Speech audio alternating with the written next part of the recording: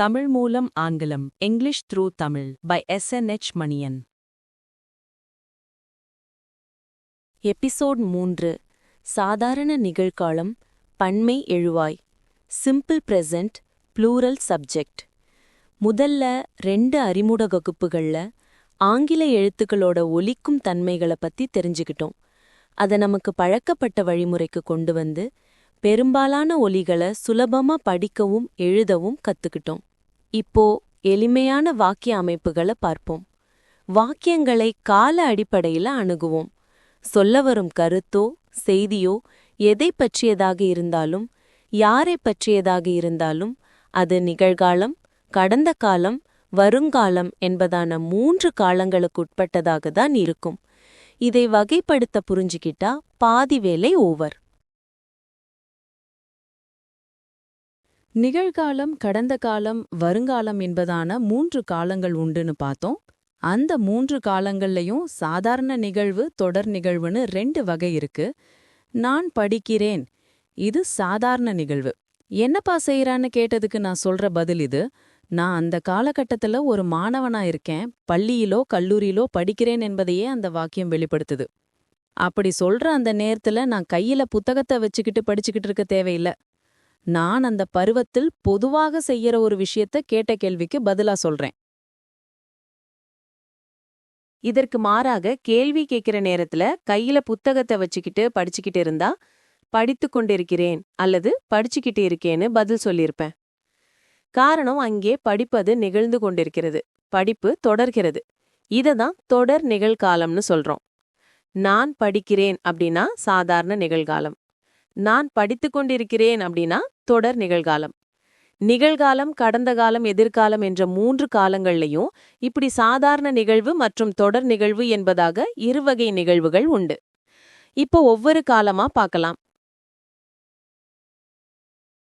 முதல்ல சாதாரண நிகழ்காலம், சிம்பிள் பிரசன்ட் டென்ஸ். நான் பார்க்கிறேன், ஐ சி. நாங்கள், நாம் பார்க்கிறோம், வி சி.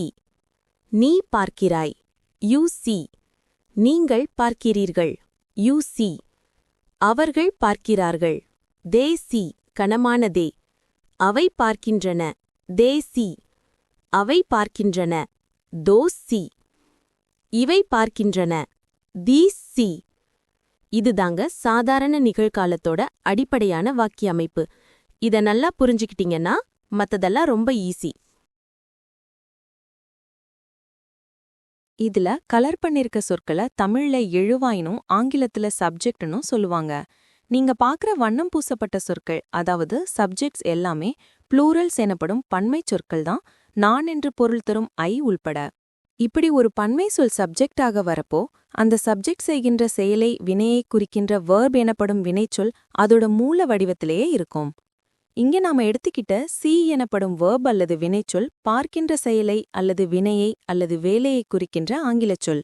அந்தச் சொல் சி என்ற அதன் மூல வடிவத்திலேயே எடுத்துக்கொண்ட சப்ஜெக்ட்கள் எல்லாத்தோடையும் வந்து நாம எடுத்துக்கிட்ட சப்ஜெக்ட்கள் பார்த்தல் என்ற செயலை அல்லது வேலையை செய்வதை தெரிவிக்குது. இந்த அடிப்படையான வாக்கியமைப்பு வச்சுக்கிட்டு தான் நாம மத்த வாக்கிய அமைப்புகளை புரிஞ்சுக்க போறோம். அதனால இந்த அடிப்படையான சாதாரண நிகழ்கால வாக்கிய அமைப்பை ஆழமா அலச போறோம். இதை நாம நல்லா புரிஞ்சுக்கிட்டோம்னா இதுக்கு மேல வர விரிவான வாக்கிய அமைப்புகள் எதையும் ஈஸியா புரிஞ்சுக்க முடியும். ஐ என்பது எண்ணிக்கையில் 1ஆக இருந்தாலும் ராயல் வி என்பதாக கௌரவ மதிப்பீடு அதுக்கு வழங்கப்பட்டதால சாதாரண நிகழ்காலத்துல வேர்ப் வினைச்சொல் பயன்பாட்டுல ஐ பன்மை சொல்லாகவே கருதப்படுகிறது. அதுபோல நம்மை விட சிறியவர், சம வயதுடையவர், நெருங்கிய நண்பர்களை நோக்கி பேசவும், வயசுல மூத்தவங்க, அறிமுகம் இல்லாதவங்க, அதிகாரிங்க இவங்களை நோக்கி பேசவும் யூ என்ற சொல்லை பயன்படுத்தப்படுது.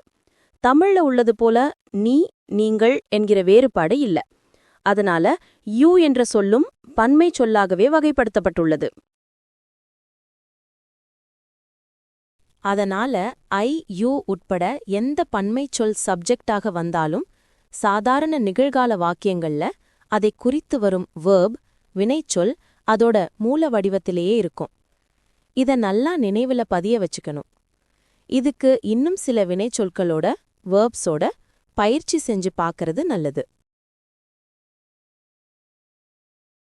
ஈட் சாப்பிடு, ரன் ஓடு, ரீட் படி, ப்ளே விளையாடு, சே சொல், கெட் பெறு, கிவ் கொடு, டேக் எடு, சிட் உட்கார், ஸ்டாண்ட் நில், ஸ்டாப் நிறுத்து, ஸ்பீக் பேசு, ஆஸ்க் கேள், டூ செய், கோ போ, ரிப்ளை பதில் சொல், ஆன்சர் விடை சொல், லாஃப் சிரி, செல் விற்பனை செய், பை விலைக்கு வாங்கு, ப்ரே பிரார்த்தனை செய், வாக் நட, ஜம்ப் குதி, சிங் பாடு, ஸ்லீப் தூங்கு, டிரைவ் ஓட்டு, சர்வ் சேவை செய், லிசன் காது கொடுத்து கேள், ஃபில் நிரப்பு, ட்ரிங்க் குடி, மூவ் நகரு அல்லது நகர்த்து.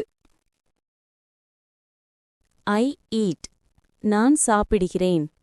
வி ஈட் நாம் சாப்பிடுகிறோம் அல்லது நாங்கள் சாப்பிடுகிறோம்.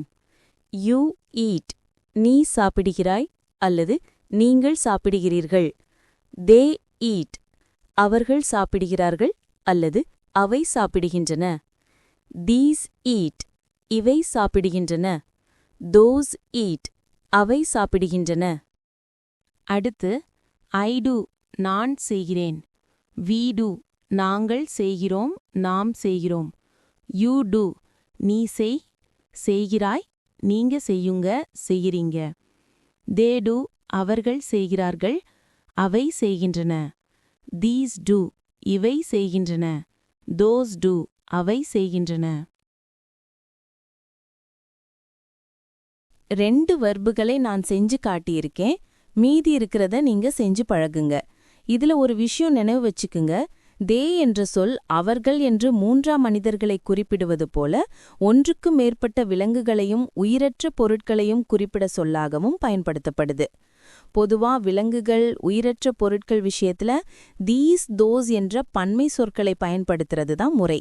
தே என்ற சொல்லையும் பயன்படுத்துறது உண்டு. அப்படி விலங்குகளையோ உயிரற்ற பொருட்களையோ குறிக்க தே என்ற சொல்லை பயன்படுத்துறப்போ பயன்படுத்துற வெர்பை யோசிச்சு பயன்படுத்தணும்.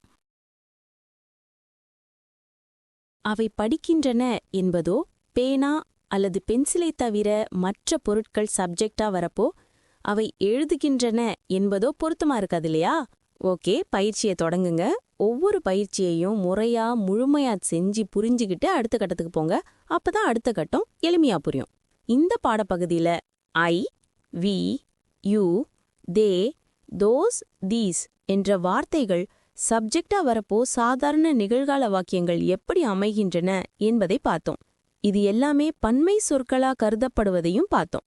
அடுத்து ஒருமை சொற்களான அவன், ஹி, அவள், ஷீ, அது, இட் அல்லது தட், இது, திஸ் இதெல்லாம் சப்ஜெக்டா வரப்போ சாதாரண நிகழ்கால வாக்கியங்கள் எப்படி அமையுதுன்னு அடுத்த பாடப்பகுதியில பாப்போம். இந்த பாடப்பகுதியை முழுமையா புரிஞ்சுக்கிட்ட பிறகு அடுத்த பாடப்பகுதிக்கு வாங்க.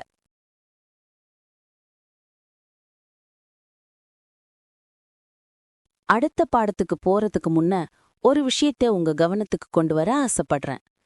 அறிமுக வகுப்புல ஈக்கு ஏ ஒலி வரும்னு படிச்சோம். ஆனா நாம பார்த்த வி, ஹி, ஷீ இதுல எல்லாம் ஈ ஒலிதான் வந்திருக்கு.